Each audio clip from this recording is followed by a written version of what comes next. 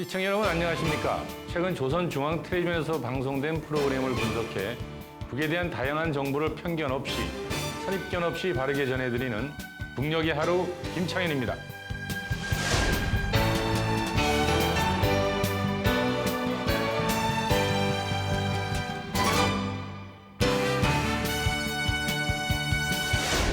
오늘도 우리가 몰랐던 북의 모습, 우리와 다르지 않은 그곳 주민들의 사는 이야기 전해드리겠습니다.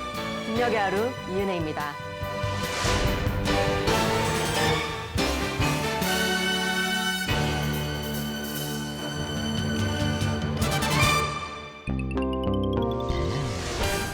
북녘의 하루를 통해 만나볼 주요 소식들입니다. 북은 지금 그간 북에서 기르는 다양한 동물들 소식 전해드렸었는데요. 이번에는 부전군에 자리 잡은 사슴목장 소식 전해드리겠습니다. 북전역의 다양한 인민 소비품을 모아 전시하는 제13차 평양 제1백화점 상품 전시회가 열렸다고 합니다. 청명한 가을 하늘 아래의 평양과 대동강변 감상하시죠. 우리 민족의 아픈 역사죠. 한일합병 당시의 역사를 살펴볼 수 있는 중앙계급 교양관에 함께 가보시죠. 북녘 돋보기 시간에는 8개월 만에 연포 온실농장이 완공되었다고 합니다. 어떤 모습일까요? 준공식 현장 함께 들여다보겠습니다. 북의 이모저모를 전해드리는 시간. 유치원 아이들이 선보이는 마술쇼. 실력이 어떨지 궁금하시죠? 개미가 길을 잃지 않는 이유. 자연상식 시간에 알아보시죠. 우리가 잘못 알고 있던 상식들을 바로잡아보는 시간 가져보겠습니다. 샌드아트를 접목해 선보이는 여성 중창, 농장의 젊은이들 감상해보시죠. 다시사철 평양 인민들이 찾는다는 스케이트장, 인민야외 빙상장, 현장 속으로 해서 함께 가보시죠.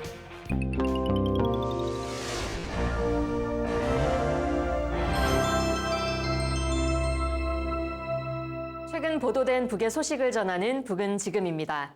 그간 토끼, 염소, 양어 등 다양한 동물 기르기 소식 전해드렸었는데요. 오늘은 함경남도 부전군에 위치한 사슴목장을 찾아가 보겠습니다. 부전 사슴목장의 일꾼들과 정업원들이 사양관리를 잘해서 사슴의 마리수를 늘리고 있습니다.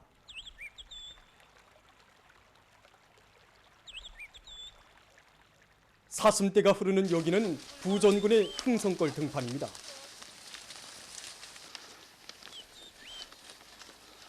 나라의 동물 자원을 들여 저국 산천을 아름답게 하고 인민들의 건강 증진에 적극 이바지할 애국의 마음 안고 목장의 일꾼들과 정업원들은 지역의 특성과 계절적 조건 그리고 사슴의 생태학적 요구에 맞게 사양관리를 과학기술적으로 하고 있습니다. 원래 사슴은 해발고가 700 내지 800m에서 잘 됩니다. 그런데 여기는 1450입니다. 해발고가. 지대가 높습니다. 지금 모기 조건도 불리하고 그러나 우리는 방목 구역을 누리고 그다음에 사슴이 좋아하는 풀판 조성을 하면서 풍토에 정형시켰습니다. 지금 같은 가을철 시기에는 겨울 모기 대책을 충분히 쉬어야 됩니다. 그래서 우리는 현재 첨가제를 써서 모기 문제를 완전히 해결했습니다. 목장에서는 변화되는 날씨 조건과 자연 환경으로부터 사슴들을 보호하기 위한 대책을 철저히 세우고 방목지와 사슴 오리들의 소독을 잘해서 가을철에 나타날 수 있는 질병들을 예방하고 있습니다. 평양 제1백화점에서는 전국에서 생산된 소비품들을 전시하는 상품 전시회가 개최되었습니다. 북에서는 계속하여 인민 소비품 생산과 제품질 제고를 강조하고 있는데요. 이번 전시회가 각 생산 단위에도 좋은 경험이 될 것 같습니다. 전시회에는 식료품, 옷, 가방, 구두 등 다양한 상품들이 출품되었다는데요. 백화점 구경 함께 가보실까요? 지난 2일에 개막된 제13차 평양 제1백화점 상품 전시회가 지금도 계속 진행되고 있습니다. 송중앙기관들과 각 도의 공장 기업소 등 전국의 많은 단위들이 참가한 이번 전시회는 따라 앞서기, 따라 배우기, 경험 교환 운동을 힘있게 벌려온 각지의 일꾼들과 소비품 생산자들의 경쟁 열풍을 그대로 엿볼 수 있게 하고 있습니다. 우리는 이번에 52가지 새 제품을 개발했고 이미 생산하던 제품과 합해서 140여 가지 제품을 출품하였습니다. 지금 전시회가 시작된 지 며칠 잘 됐는데 질 경쟁을 하고 있는 단위들에 가서 경험 교환도 많이 하였습니다. 이번에 전시회에서 인민들로부터 받은 의견을 다른 신여 공장들과의 경험 교환에 기초하여 제품의 질을 더 높이기 위한데 적극 도입하려고 합니다. 여기에 와보니 우리보다 앞선 단위가 정말 많습니다. 앞선 단위 제품들, 우리 단위가 생산한 제품을 대조적으로 대비해 볼 때 무엇이 부족하는가 하는 것을 많이 알았습니다. 앞으로 질 제고를 생명선으로 틀어지고 나가겠다는 것을 이야기하고 싶습니다. 다음은 아름다운 평양의 대동강변 전경을 전해드립니다. 평양을 상징하는 다양한 랜드마크를 볼 수 있으실 텐데요. 평양 여행하는 기분으로 함께 떠나볼까요?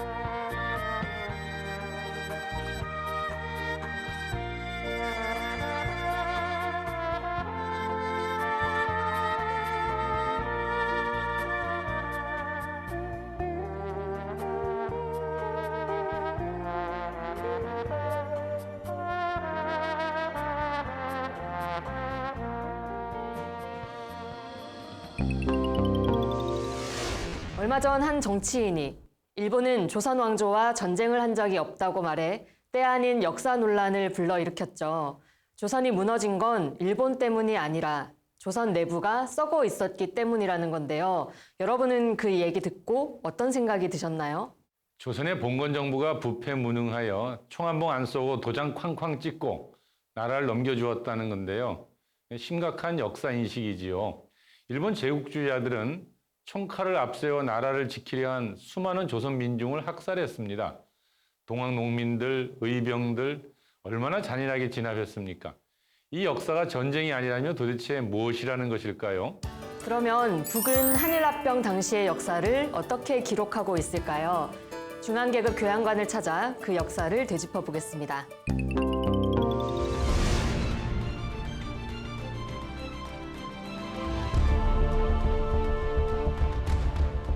이 땅에 세월이 흐르고 세대가 열백 번 바뀌어도 영원히 아물 수 없는 상처를 남긴 일제에 대한 치솟는 적개심을 안고 참관을 이어가던 우리는 1907년 강도적인 방법으로 정미 7조약을 날조해서 조선 봉건 정부의 내정권마저 강탈한 일제가 한일 합병조약의 날조로 우리나라의 국토까지 완전히 병탄하기 위해서 악랄하게 책동한 사실 자료들 앞에서 걸음을 멈추었습니다. 우리나라를 완전히 병합할 모든 조건을 갖춰놓은 일제는 우리나라의 국토까지 완전히 병탄하기 위해서 악랄하게 책동했습니다. 1909년 7월 6일 가구에서 한국병합에 관한 권을 대조선 방침으로 결정한 일제는 병합을 실현하고 판도를 명실공히 우리의 통제 밑에 두는 것이 제국 100년의 장래라고 떠버리면서 우리나라에 대한 국토병탄을 규정했습니다. 일제는 1910년 5월 30일에는 한일합병을 집행하기 위한 현재 집행자로서 가장 악질적인 군부 우두머리인 육군 대신 데라우치 마사다케를 3대 조선 통감으로 규정했습니다. 조선 사람은 일본법에 복종하든가 아니면 죽어야 한다고 내깔인 이 극악한 살인마를 조선 통감 자리에 들어앉힌 이 한 가지 사실을 넣고도 당시 일제는 조선을 날강도적인 방법으로 병탄하겠다는 것을 공공연히 선언한 것이나 다를 바 없었습니다.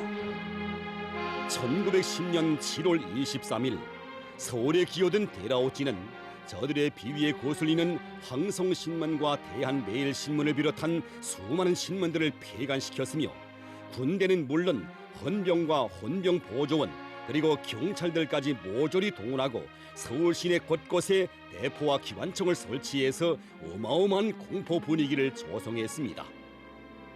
지어 서울 시내에는 헌병들이 순찰하면서 두 사람이 말을 주고받아도 신문을 했고 합병을 반대할 것 같은 유력자들은 거의 모두 헌병 경찰서의 연행에서 구류하는 야만적인 횡포를 감행했습니다. 이러한 삼엄한 경계망을 편 일제는 조선 황실의 압력을 가해서 매국노 리완용을 조선 측 대표로 내세워 1910년 8월 22일 강압적인 날치기 방법으로 한일 합병 조약을 날조했습니다.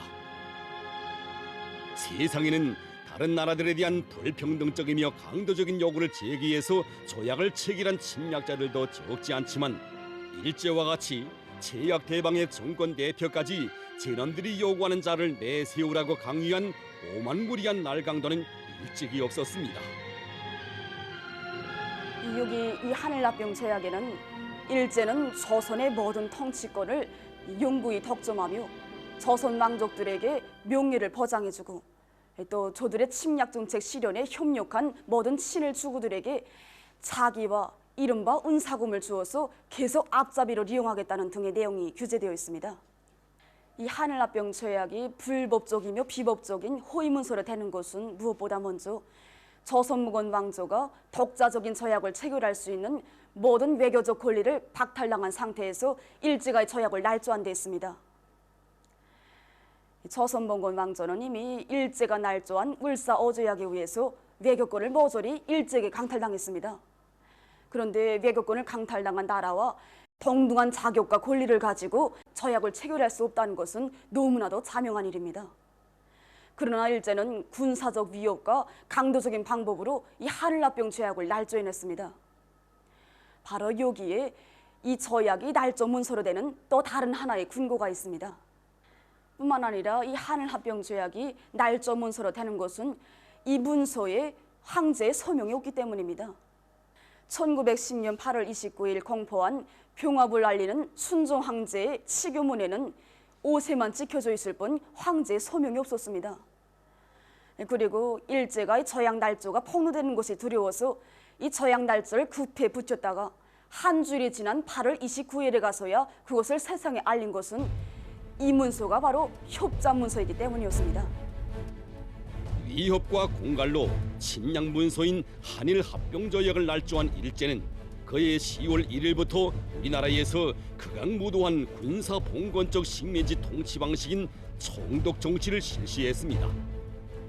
일제가 조작한 조약에 따라 총독이 우리 인민을 탄압하고 학살하는 작전들에 군대와 경찰 무력을 임의로 동원하고 조선 민족의 넉과 귀중한 문화유산 전통을 말살하며 조선의 풍부한 자연 부원과 경제적 잠재력을 마음대로 약탈해 갈 수 있는 파쇼적인 악법들을 제정 공포할 수 있게 되었습니다. 한일 합병 조약을 날조해서 우리나라를 통치로 집어삼킨 일제의 조선 평탄 책동의 전 과정은 일본이야말로 역사적으로 다른 나라 다른 민족에 대한 강도적 침략을 체지로 하고 자기의 흉악한 목적을 달성하기 위해서는 그 어떤 수단과 방법도 가리지 않는 범죄 국가라는 것을 낱낱이 드러내 보였습니다. 온갖 비열하고 악랄한 방법으로 조약들을 날조해서 저들의 침략 행위를 합법화한 날강도 무리인 일제가 민민에게 끼친 죄악은 천추만대를 두고 계산해야 한다는 각오를 굳게 가다듬으며 우리는 참관을 이어갔습니다.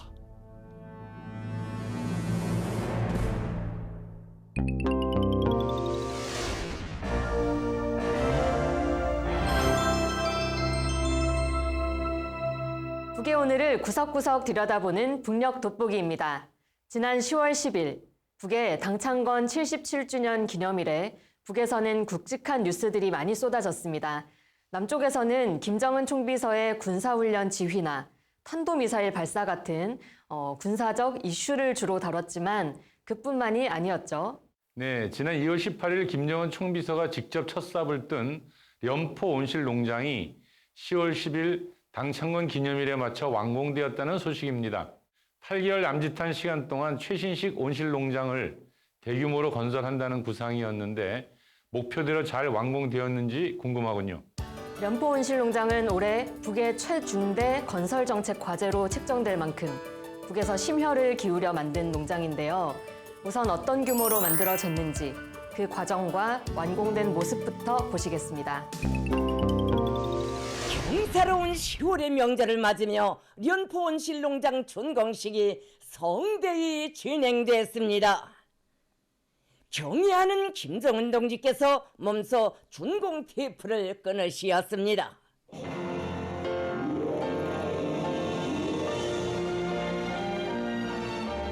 국민의 복리 승진을 최우선 절대시하는 위대한 당중앙의 정력적인 용도 밑에 올해 당과 국가의 최중대 건설정책 과제로 책정되고 성과적으로 추진되어 온 련포 온실농장 건설이 뜻깊은 조선노동당 창건 77돌을 맞으며 훌륭히 완공됐습니다.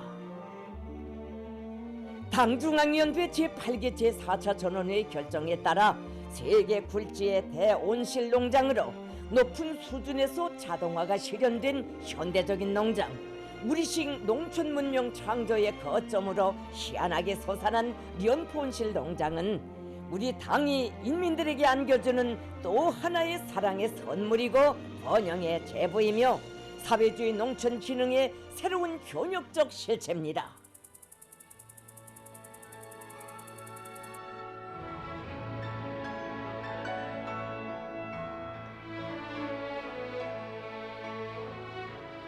나라의 중요한 공업도시, 과학도시인 함흥시와 함경남도 인민들의 남세보장 문제를 언제나 중대사항으로 관심하신 경애하는 김정은 동지께서는 그 실현을 위해 동부 전선의 공군 기지를 대규모 온실 농장으로 전변시키실 웅대한 구상을 펼치시고 몸소 시공주 건설주가 되시어 건설 사업을 정력적으로 이끌어 주셨습니다.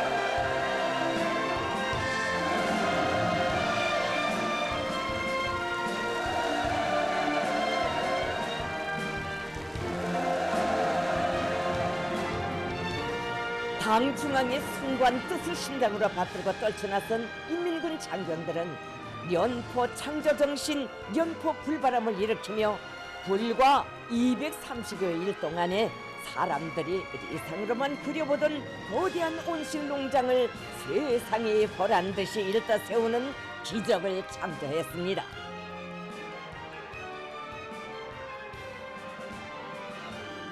280 정도의 드넓은 부지에 현대화, 집약화, 공업화된 850여 동의 수경 및 토양 온실들과 지방의 특색을 살린 전여 세대의 살림집, 학교, 문화회관, 종합봉사시설 등이 구획별로 이채롭게 조화되어 새 시대 문명을 과시하는 옹군 하나의 대농장 지구가 가슴 뿌듯한 장관을 펼쳤습니다.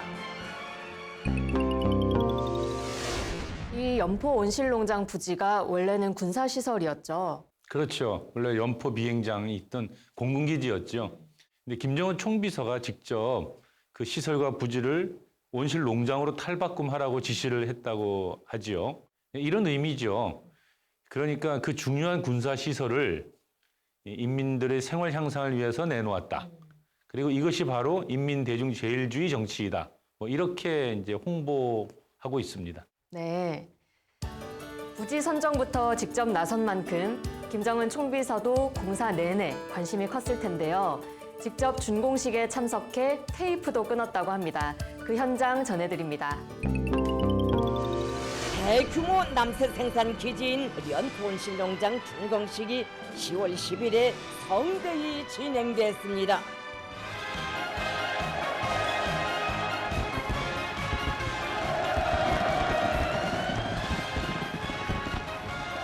환영곡이 울리는 가운데 경의하는 김정은 동지께서 준공식장에 도착하시자 축포가 터져오르고 폭풍 같은 만세 환호성이 하늘 땅을 쟁감했습니다. 조선노동당 중앙위원회 정치국 상무위원회 위원이며 당중앙위원회 조직비서인 조용원 동지가 준공사를 했습니다. 동지들이 견인 불발의 노력 투쟁과 희생적인 헌신에 의하여 우리 당이 구상하고 전개한 또 하나의 거창한 창조물이 역의 연포지구에 가슴 벅찬 실체로 태어났습니다. 불과 몇 달 전까지만 해도 전망도에서만 그려볼 수 있었던 장쾌한 온실바다가 눈앞의 현실로 펼쳐지고 그림같이 아름다운 농장마을이 솟아나 경사로운 시어리 명절과 더불어 성대한 준공이 날을 맞이하게 된 것은 한경남도 인민들만이 아닌 온 나라 인민의 기쁨이고 경사입니다. 기적이라고밖에 달리 표현할 수 없는 이 변혁은 미중류의 경난을 이겨내며 불함없이 전진해온 올해 투쟁의 상징과도 같은 위대한 승리입니다.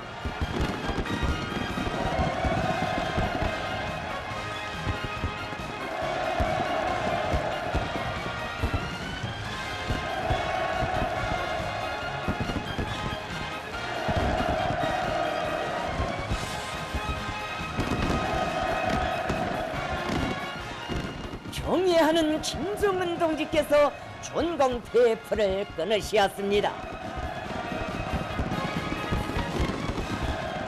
진정한 인민의 당, 어머니 우리 당의 거룩한 위민 헌신의 여정에 영원히 아로 새겨질 순관 화폭이 펼쳐진 준공식장에 또다시 우렁찬 만세 환호성과 축포가 터져오르고 감격의 파도가 끝없이 설레었습니다. 김정은 동지께서는 열광의 환호를 올리는 군인 건설자들과 군중들에게 오래도록 손저어 주시며 따뜻한 감매를 보내시었습니다.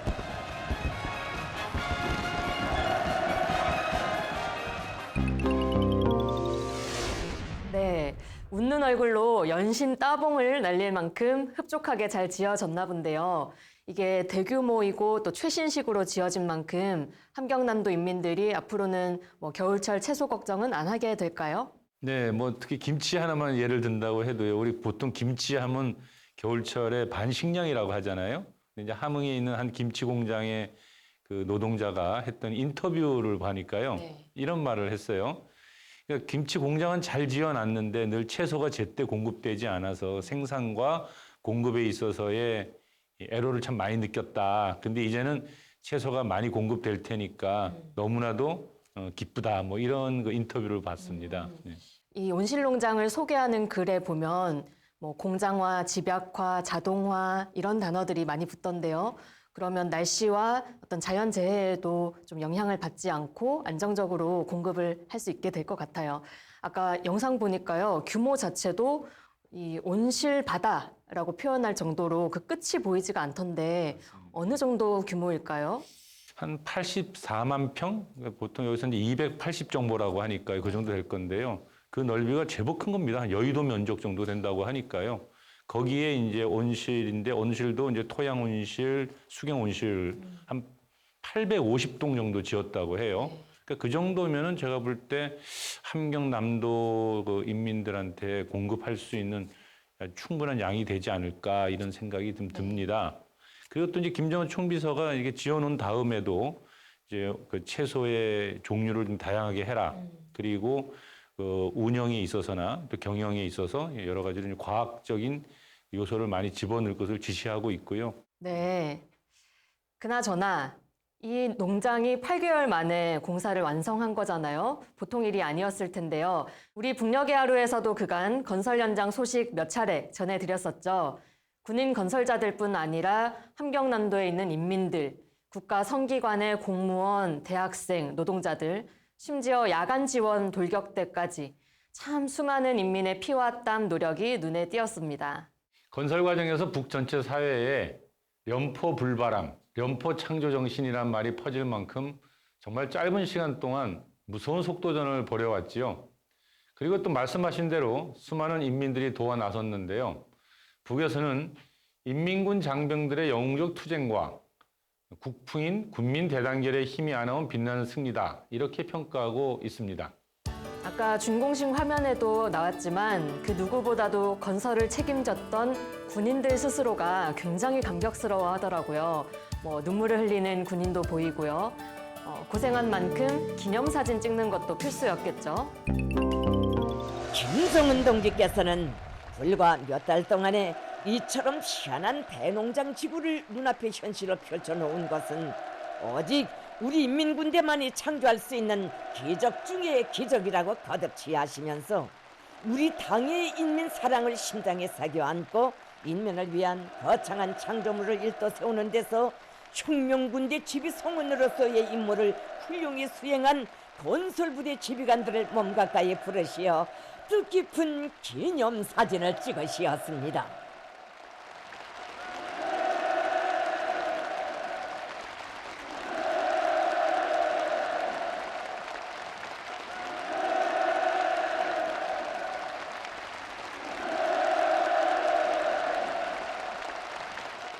무상의 믿음과 영광을 받아하는 전체 군인 건설자들은 저국과 인민을 위하여 복무함이라는 구호를 더욱 높이 들고 연포 온실농장 건설에서 발휘한 투쟁 기질과 창조 본때를 끊임없이 승화시켜 저국 보위와 사회주의 건설의 전구마다에서 당의 군대, 인민의 군대로서의 성스러운 사명과 본분을 다해 나갈 혁명적 열의에 넘쳐 있었습니다.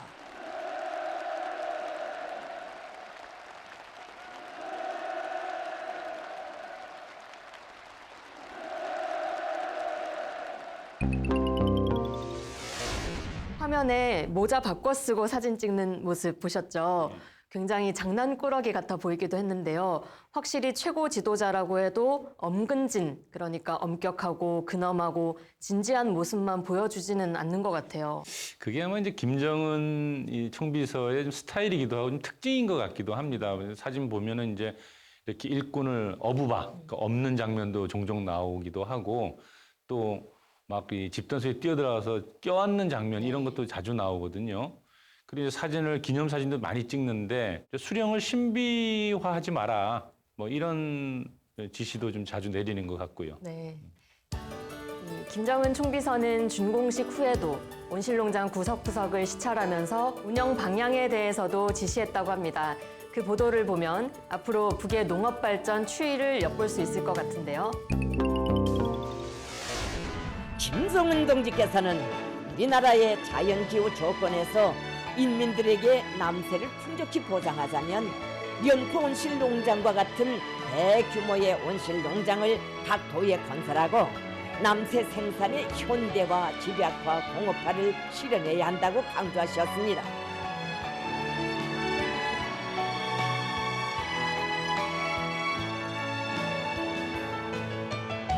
김정은 동지께서는 연포 지구에서 공산주의 농촌 마을을 보게 하여야 한다고 연포 온실 농장을 본보기로 하여 나라의 전반적 농촌 발전을 더욱 강력하고 확신성 있게 추진하자는 것이 당 중앙의 구상이라고 하시면서 그 실현을 위한 구체적인 과업과 방도들을 제시하셨습니다. 김정은 총비서가 이렇게 말했네요. 인민들에게 채소를 풍족히 보장하려면 각 도마다 연포온실 농장 같은 시설을 지어야 한다. 연포온실 농장을 농촌마을의 본보기로 세워서 나라 전반적 농촌 발전을 추진해야 한다. 네, 자주 말씀드렸듯이 북에서는 본보기를 우선으로 세워 다른 지역에 전파, 접목하는 방식으로 발전해 왔죠. 아마 머지않아 다른 도에서 현대적인 온실농장 건설 소식이 또 들려오지 않을까 예측하게 되는군요. 2년 전에는 중평 온실농장, 올해에는 연포 온실농장. 그렇게 북의 농촌사회 전역이 한 걸음 한 걸음 변화해 갈 것 같습니다. 그 모습 시청자 여러분도 북녘의 하루와 함께 지켜보시면 어떨까요?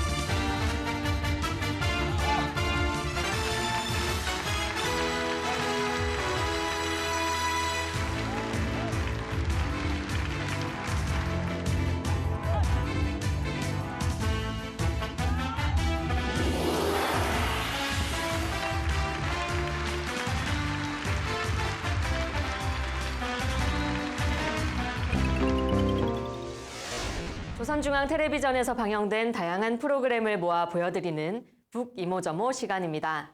오늘도 어떤 흥미로운 소식이 준비되어 있을지 기대하셔도 좋습니다. 북에서는 교회단이 아주 인기가 좋죠. 그래서일까요? 벌써부터 요술을 익혀 그 솜씨를 자랑하는 유치원 아이들도 있다고 합니다. 그 실력이 어떨지 궁금하시죠?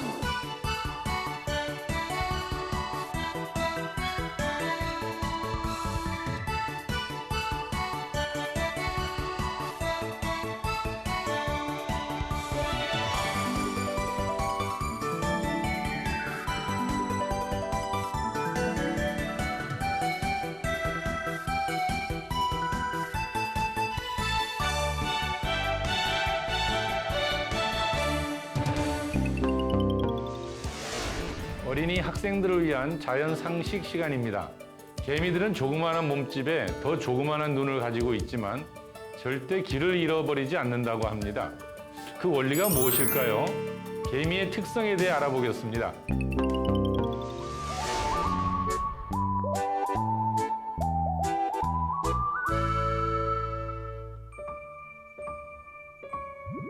학생 동무들, 개미와 배짱이 이야기를 알고 있습니까?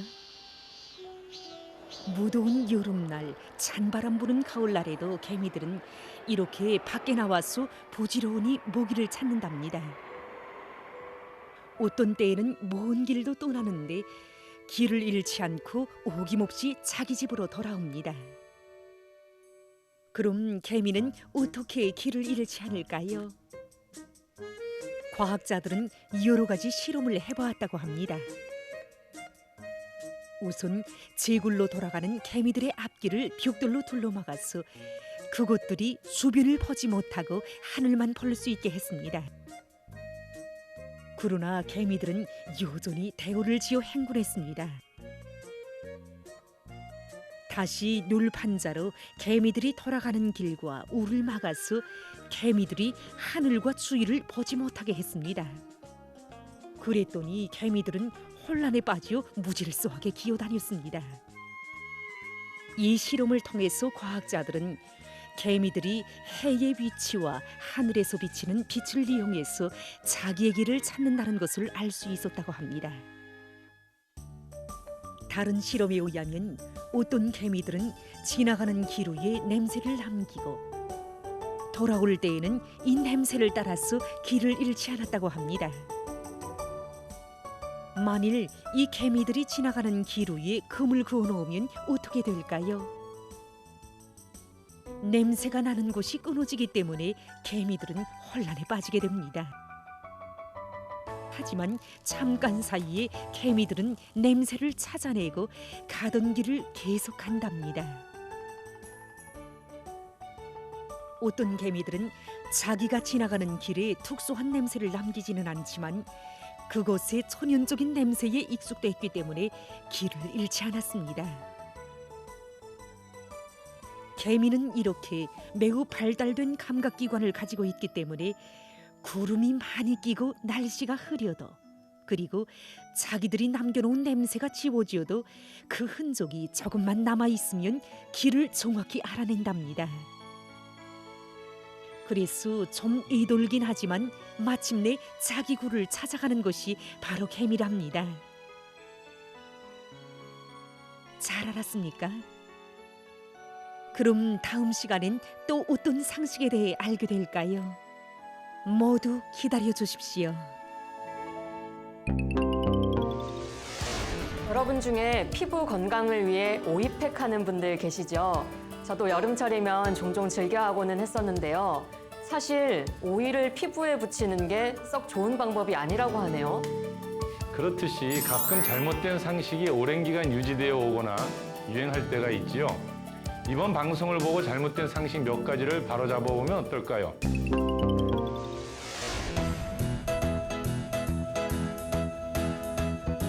우리 생활에서 보게 되는 어떠한 현상들은 잘못된 것이지만 오랫동안 내려오는 굳어진 인식으로 해서 흔히 옳은 것으로 생각할 때가 있습니다.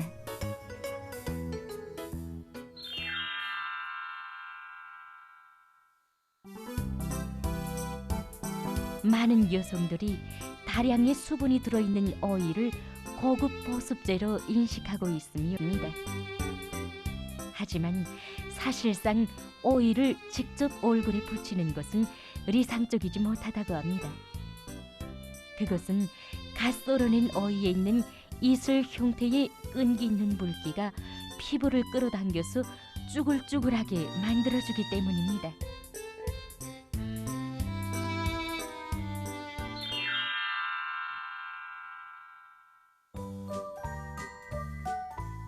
대부분의 사람들은 물고기 가시가 목에 걸렸을 때 식초를 마시거나 밥을 삼키면 가시가 내려가는 것으로 인식하고 있습니다.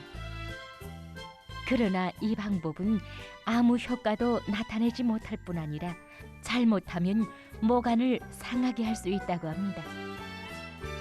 이런 경우에는 먼저 숟가락으로 혀를 눌러 목구멍에 가시가 보이는가를 확인한 후 보이면 핀셋으로 가시를 집어내고 보이지 않을 경우에는 의사에게 보이는 것이 좋다고 합니다.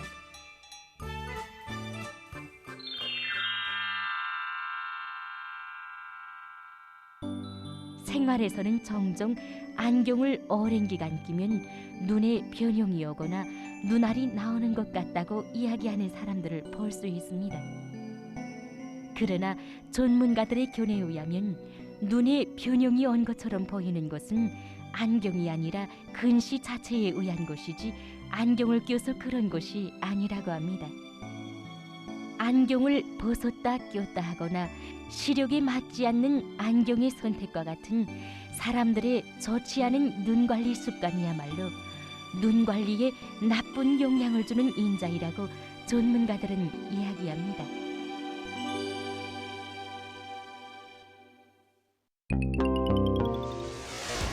흥겨운 노래 한 곡 전해드리겠습니다. 노래뿐 아니라 우리에게도 익숙한 샌드 아트를 접목했는데요. 영어를 즐겨 쓰지 않는 북에서는 샌드 아트를 그냥 모래 그림이라고 부른다는군요.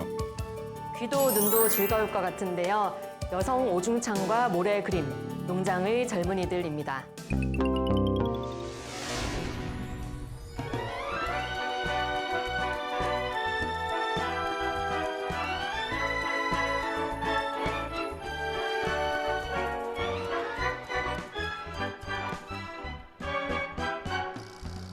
세상에 그대가 살기 좋은가 어머니 당의 사랑 꽃피는 세상 끝없는 그 사랑을 노래 부르며 농장의 젊은이들 걸어가네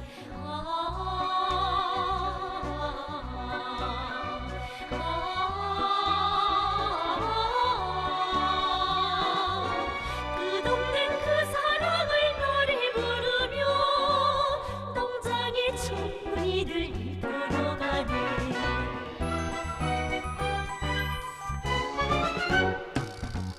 세상에 그것이 아름다운가 어머니 햇빛 따라 피는 꽃일세 꽃보다 아름다운 열매를 맺어 이 땅에 500과 넘쳐 열리네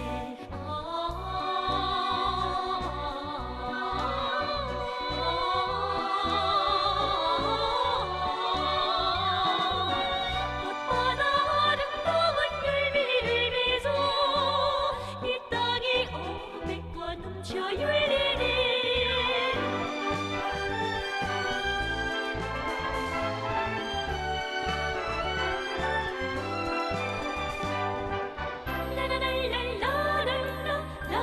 라라라라라라라라라 그 사랑 노래 부르니 노동당 밝은 세상 꽃피는 세상 농장의 젊은이들 꿈도 많아라 어렵고 힘든 일을 서로 도우며 새 희망 아름다운 민세도 하네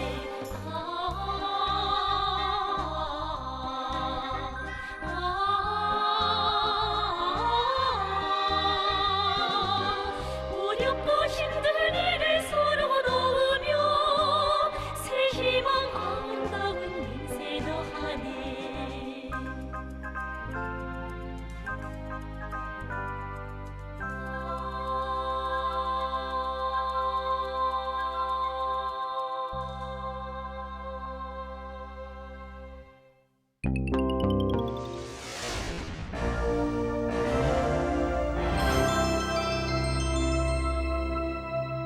북의 근로인민들은 현장 곳곳에서 국가 경제계획 달성을 위해 고군분투하고 있습니다. 서비스직이나 소비품 생산에 종사하는 일꾼들은 인민생활 향상을 위해 노력하고 있습니다.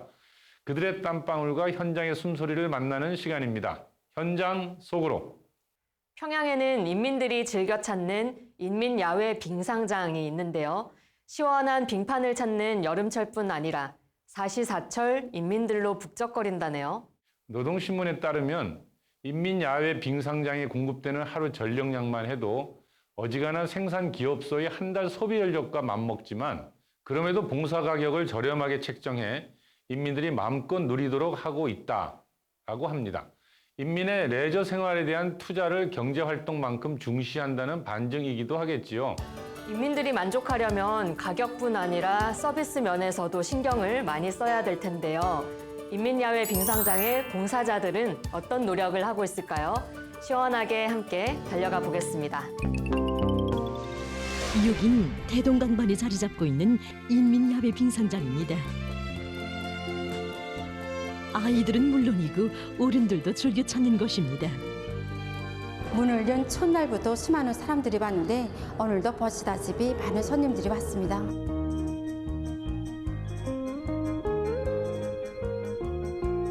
오늘 온 가족이 우리 여기 스케이트 타러 다 같이 왔습니다. 우리 딸이 아침부터 얼마나 저러는지 한번 타보려고 합니다. 우라라 스케이트는 잘 타는데 이번에는 둥상 스케이트를 타보고 싶습니다. 처음에는 무서워서 누나손을 꼭 잡고 타댔지만 지금은 나 혼자서 타보려고 합니다. 나보다 나이 많은 사람들도 들어서 막 이렇게 웃으면서 이렇게 막 이제 막 자유롭게 막 하고서 이렇게 넘어지면서 하는 거 보니까. 부모들도 이 운반 위에 선 철부지 유년 시절로 되돌아간 듯 싶습니다. 사람들이 스케이트를 타게 되면 스케이트 날이 무뎌집니다. 그래서 우리가 그 스케이트 날을 받아가지고 그 날에 그 홈을 파줘가지고 양쪽 날에 칼날을 세워줍니다. 그렇게 하게 되면 이제 안쪽과 바깥 날을 세워줌으로 해서 사람들이 경사를 아무리 줘도 스케이트 날이 밀리지 않아서 자유롭게 탈 수 있습니다.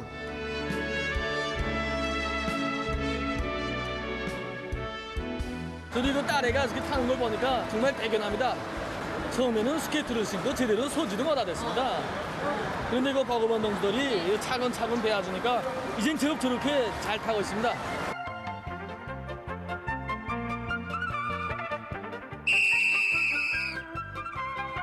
뷰란간 호각 소리가 울립니다. 봉사자들의 말에 의하면 오름판의 상태를 수시로 관찰해보고 오름 깎는 기계를 가동시킨다고 합니다. 오름 깎는 기계로 말한다면 오름도 깎고 눈가루도 걷어내면서 동시에 물을 뿌려줘 패인 부분도 메꿔줍니다. 그러면 오름판이 보다시피 매끈해집니다. 오후에 들어서면서 여기 빙상장은 더욱 활기를 띠고 있습니다.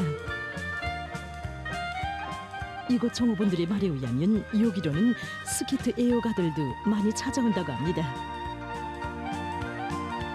계속 타느라면 그래서 상쾌한 감을 주고 그래서 사람들이 서로 빠르기 때문에 기술 교류도 하면서 또 자빠지면 웃지 않습니까? 한마디로 직업이나 그런 걸로 해서 받은 심리적인 스트레스를 해소했습니다. 점검을 하면서 이렇게 피로할 때가 있는데 그럴 때마다 이렇게 2시간씩 와서 타고 갑니다. 그러면 상쾌해지고 기분이 정신이 막 맑아지고 그리고 집중력이 더 높아지는 것 같습니다. 우리 어머니는 스케이트를 매우 사랑합니다. 그래서 나는 스케이트 연습을 더 열심히 해서 우리 어머니의 소원을 풀어주고 싶습니다. 처음에 이제 스케이트 탈 때는 숨이 차고 그다음에 뭐 막 가슴이 답답하고 그랬는데 스케이트 배우고서 이렇게 쭉 타는 과정에 이제 익숙이 되니까 숨 차는 것도 모르고 그다음에 이거 뭐 심장이 뭐 두근거리 이런 것도 모르고 그래서 다 온몸이 다 원활하고 편안하고 참 이 건강에 이 인민야외 빙상장이 정말 좋아요.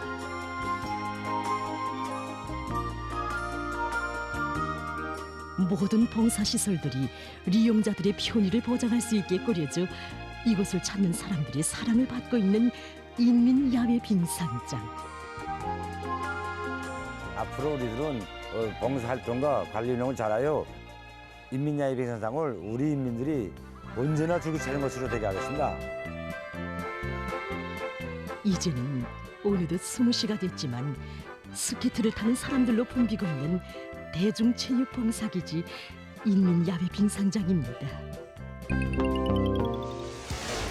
오늘 순서는 여기까지입니다. 여러분, 오늘도 북과 조금 더 가까워지셨나요? 앞으로도 있는 그대로의 북녘 소식 여러분께 꾸준히 전해드리겠습니다. 잠시 후 김창현의 한마디가 이어집니다. 끝까지 시청해주세요. 고맙습니다.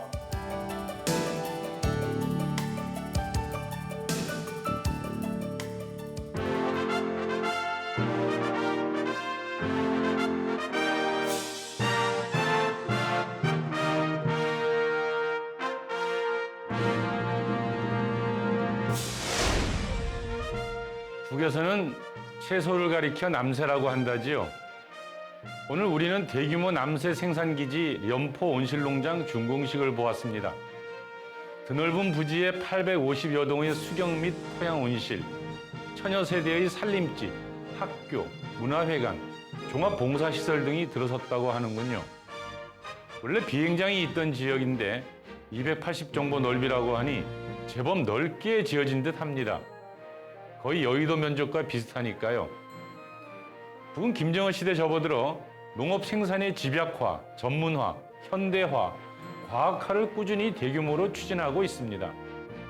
곡물 생산을 확대하면서도 고기와 과일, 야채 비중을 높여 밥 중심의 식생활 문화를 보다 고도화하려는 것이지요. 이 정책이 실효성을 거두려면 과일, 축산, 채소 생산을 획기적으로 늘려야 할 텐데요. 그래서 채소 생산의 전문화, 대규모화, 과학화를 추진하고 있는 듯 합니다. 2015년 평양시 사동구역에 온실농장, 문화회관, 종합휴양시설 등을 갖춘 현대적인 농촌마을이 들어섰는데요. 장천 남새 종합농장입니다. 이 초현대식 농촌마을은 이후 북의 새로운 농촌 건설의 본보기가 되었습니다. 작년 함경북도 증평 온실농장이 들어섰고요. 올해 함경남도 련포가 세워졌으니 이 속도라면 머지않아 전국적으로 대규모 남새단지가 들어설 것입니다. 벌써 원산의 온실농장 건설 소식이 들려오기 시작했으니까요. 남새는 부식입니다. 식단의 질과 관련된 문제지요. 계절의 구애됨 없이 갖가지 남새를 생산하여 인민들의 식탁을 풍성하게 만들겠다는 야심찬 계획인데요.